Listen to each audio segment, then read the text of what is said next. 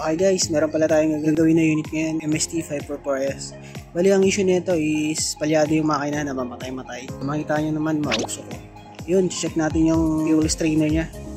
Baka madumi lang kasi. So bali dyan, tinatanggal na natin yung mga bolt para matanggal natin yung fuel strainer. Check natin kung madumi.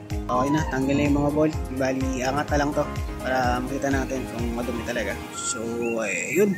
Kita nyo, di ba? Madumi. So, yun yung dahilan kung bakit naging palyado yung makina. Kasi kinakapos ng supply ng diesel. So, halos wala na siyang mahigop.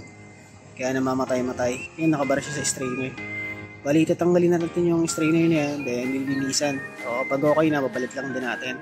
Bali, yung tangke pala nito, nilinisan din namin. So, yun na, okay na. Linis na. Babalik na lang natin yan. So, dyan, nabalik na namin yung tangke. Nalinisan na rin namin yan. So, yung strainer, nakabit na rin. So, yung mga bolt, okay na. So, sasalin na lang natin yung diesel na dinali natin, babalik na lang natin. Tapos, testing na natin yung unit kung okay na siya. So, yun, antayin na lang natin matapos yung salin ng diesel. Tapos, testing natin. So, okay na dyan. Bali, yung unit pala, na-start na natin dito. Operational na yun. Yun lang, sinek lang natin yung strainer yung nadumi. Kaya, palyado yung makina natin. So, yun lang guys. Maraming salamat.